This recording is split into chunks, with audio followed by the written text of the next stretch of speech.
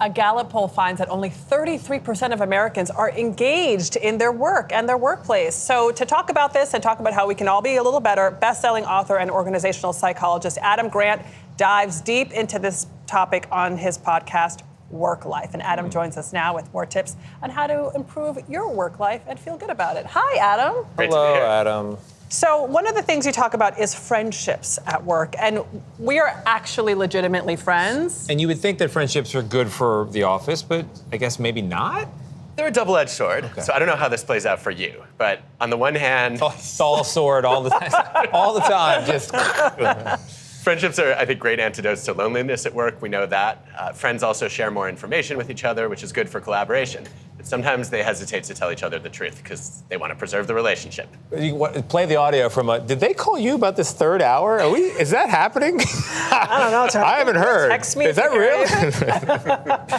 But one of the things that you also talk about, which is something I struggle with, is work-life balance. Like, that was the big craze, a decade or two ago. And then it kind of became, I feel like, something that people say is not achievable and no longer the ideal to strive toward. What is your take on work-life balance? I think one thing that's clear from the evidence is that regular breaks are key to well-being. So if you think about vacations, for example, a lot of people look forward to that 2-week vacation.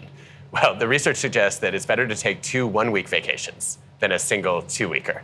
I don't care about what the research says in that regard. You're 2 weeks all the way? 2-week Tony? Because I find if with 1 week, first of all, I want to make the 2-week vacation normal. I think it's healthy, but they do it overseas, right? Yep. Also, I find if 1 week, by the time you get there, particularly when you're lugging children's stuff there, it takes you a couple days to zone out, and then by Wednesday you get like 1 day of true zone out, and then you're already thinking about driving home. You might be an outlier in the data then.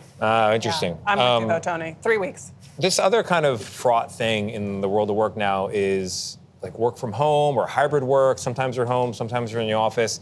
And there's a lot of good, I think, that comes from seeing people, exchanging ideas, bouncing off of them, they bounce off of you. What is that? Does that even exist anymore in this scattershot way we now work? I think a lot of people are worried that we've lost the water cooler conversations, but it turns out that there's nothing about having creative ideas that requires you to just spontaneously bump into somebody else. What matters in those interactions is having unstructured, informal conversations with people you don't normally talk to, who learn different things and meet different people. And so there's no reason why we couldn't set up meetings between distant coworkers online. What about workplace decorum? There's a lot of talk about, we all were at home in our pajamas, or at least the pajama pants. Pajamas, yeah. And then we come back to work and everything feels a little weird. And there's a senior producer who will remain unnamed who I think wore a full suit with flip-flops.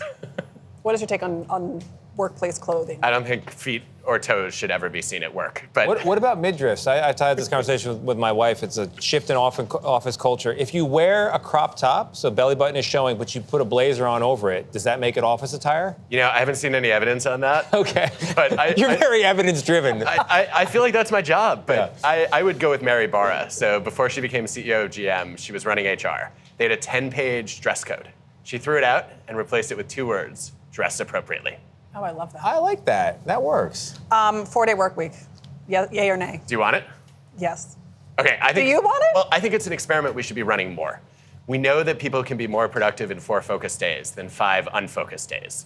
And even Henry Ford, not exactly known for his enlightened views on management, reduced the work week from 6 days to 5 days when he realized people were more productive that way. And there have been a bunch of good trials showing that people can get just as much done and they're happier and they have more balance. The question is, do they get just as much done because they're excited about 4 days, and then will that trickle out once they get used to 4 days and they're going to start wanting 3 days? That is an open question. I think what I've seen so far is you get to keep the 4 days as long as you can maintain your productivity.